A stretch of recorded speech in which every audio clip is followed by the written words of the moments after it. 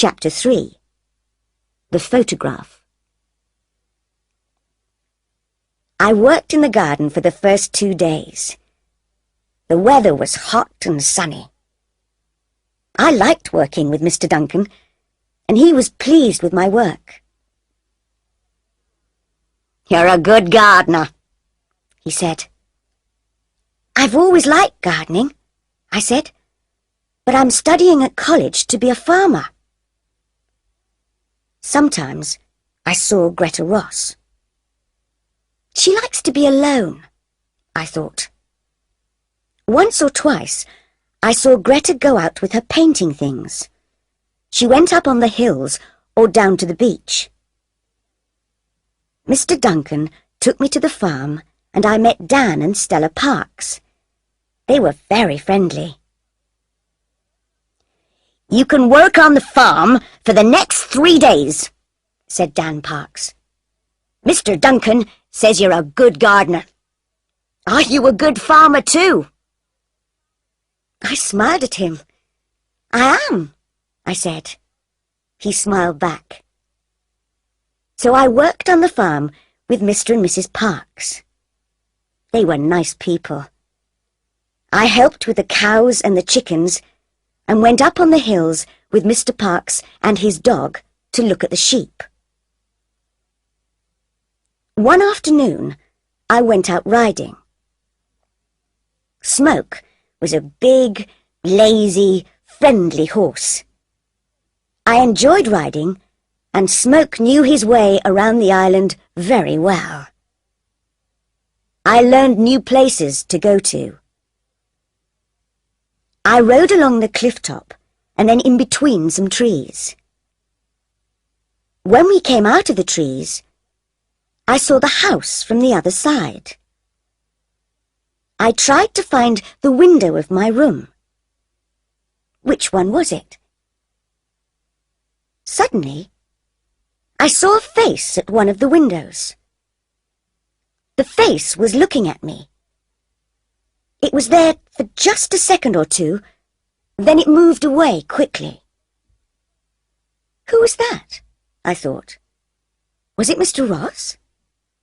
And which room was it? I didn't see my mother very much that first week. She worked all day and in the evenings. She wrote letters to South America, Japan, Canada, and Australia. Sometimes she worked after I was in bed. "Mr. Ross works hard," she told me. "He invests money in many companies and countries, but it's not his money."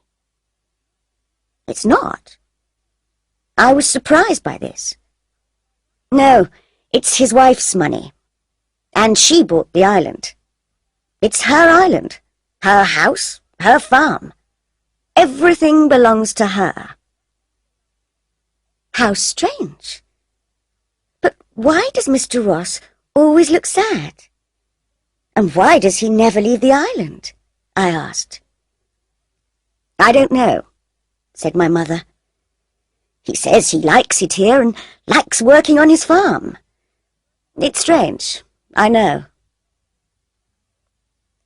Sometimes, when I finished work, I walked along the beaches or the cliffs, or I went swimming in the sea.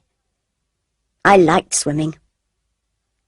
Greta Ross often came to the beach to swim, but Mr. Ross never came. "Stay away from the rocks, Carol," Greta Ross told me. "They're very dangerous." "I will," I said. Sometimes I took my camera to the beach and took photographs of some of the boats that went by. I took photographs of the birds on the cliffs. There were other small islands near our island, and boats with tourists stopped at them. But no boat stopped at our island. They kept away from the dangerous rocks. Tony was right. The island did not have visitors. One day, I was walking back to the house and had my camera with me. I stopped and looked at the big house. Mr. Duncan was working in the garden in front of it. At first, he didn't see me. I'm going to take a photograph of the house, I thought. The sun is in just the right place, and it will make a good picture. I looked at the building through my camera and took the photograph. Mr. Ross was coming out of a door. He was in my picture too, and he looked angry.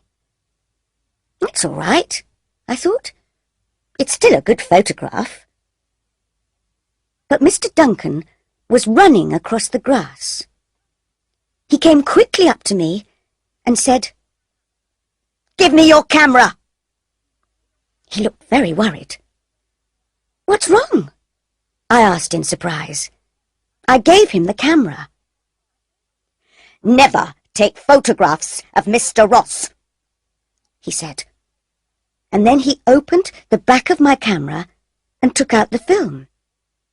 "Hey, what are you doing?" I said. "You'll spoil my film." But he didn't stop. "Sorry," he said, and he put the film into his pocket. "But no pictures of Mr. Ross. He doesn't like people to take pictures of him." Mr. Ross was watching us. He saw the camera, and he saw Mr. Duncan take out the film. But he said nothing. Then he turned and went back into the house. Later, I told my mother about Mr. Duncan and the camera. "He spoiled my film," I said. "I don't understand," she said. "Why did he do that?" "I don't know," I said. "But there's something strange about Mr. Ross." About a week later, I finished work early one day and came back to the house. My mother was working in her small room next to Mr. Ross's office. Mrs. Duncan was in the kitchen.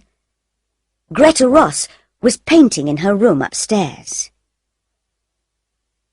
I went to my room and began reading a book. I was sitting beside the window. After half an hour, I got tired of reading. I looked out at the rain and the grey sea and the rocks between the trees. My book isn't very interesting, I thought. I got up and went out of my room. I walked along the passage and turned a corner. Then I saw the door at the end of the passage. There was a large plant in a plant pot outside the door. Where does that door go? I thought. I haven't seen it before. I remembered the face at the window in my first week on the island. Perhaps it's the door to that room, I thought. I walked along to the door and turned the handle. The door didn't move. It was locked. "What are you doing?" said a voice behind me. I turned round quickly and saw Greta Ross. She looked angry. "That room is private," she said. "I'm sorry," I said. "I didn't—" "Stay away from there," she told me. I told my mother about the locked door. "What's behind it?" I said. "Is it a secret?" "I don't know," said my mother. "It doesn't matter. Mr. Ross can have locked rooms if he wants them." "I think he does have secrets," I said. "There's something strange about him. There's something strange about this island. Somebody isn't telling us something. Something important." My mother laughed. "Stop playing detective, Carol," she said.